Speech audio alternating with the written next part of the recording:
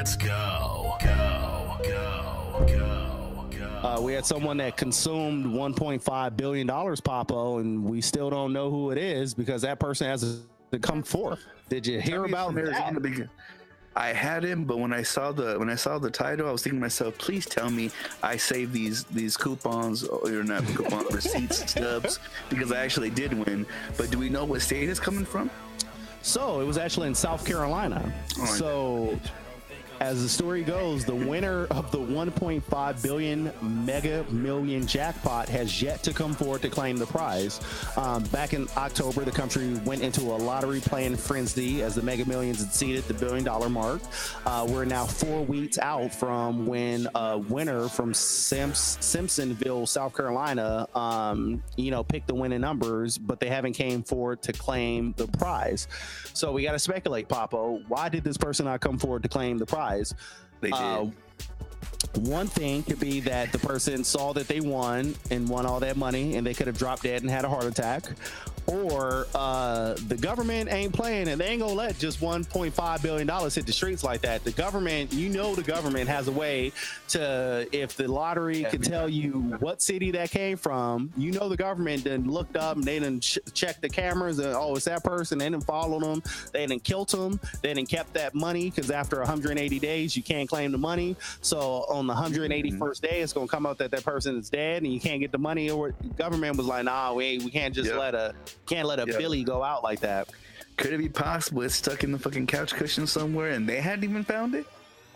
I would kill. Oh my God. Imagine if you was the motherfucker who, those are your lucky numbers. You won. The thing came back and it's saying it's your city, but you can't remember where you put that ticket. Like, dang, dog, I know I had it around here somewhere. It is around here somewhere. I remember I got mad that, who was it? Oh, I mess with Bookman's heavy, and I had like $54 credit ticket, and it was in my wallet, and I left it in my pants, and my woman was being a good woman, put everything in the washer, but didn't realize my wallet was in there.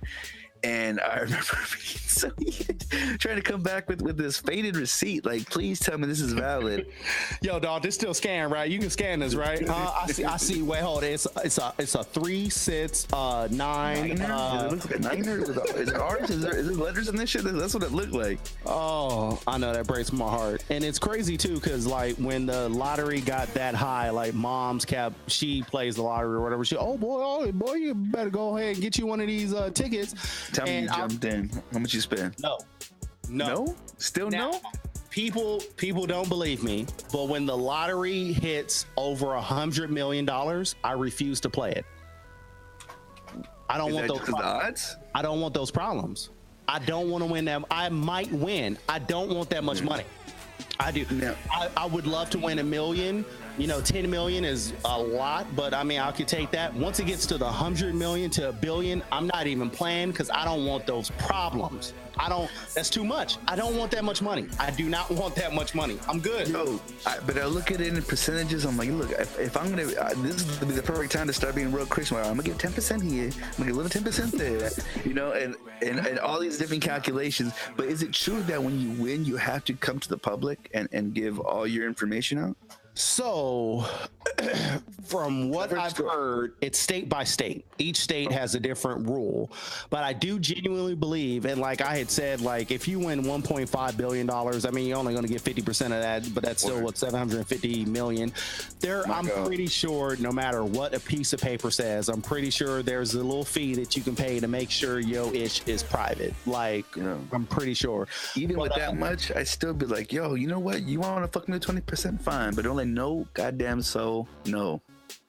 And that's my whole thing. Like I wouldn't, regardless of however much I won, I would want to stay anonymous. I don't want people, because you're gonna have cousins that you never even knew coming out the woodworks trying to get money from you and all that. And my whole thing, always said, like if I were to win all that kinds of money or whatever, I would help family members and friends, but I would help in a different way.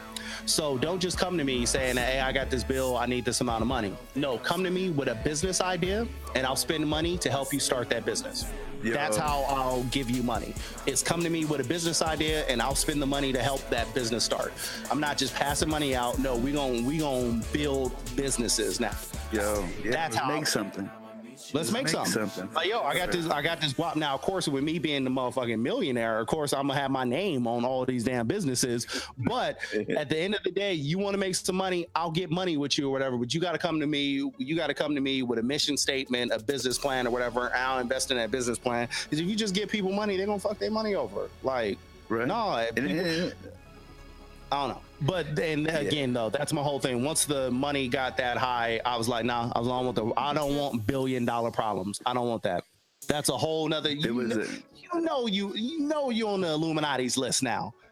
You know, you on Summit list. You and me doing this podcast on and off for the past 5-6 years. I know we on some list somewhere because there's been some weird instances and some things. I know we on the list somewhere. Now I make $1 billion, man. I'm way higher on that list now, man. I don't want those problems. I don't want those problems.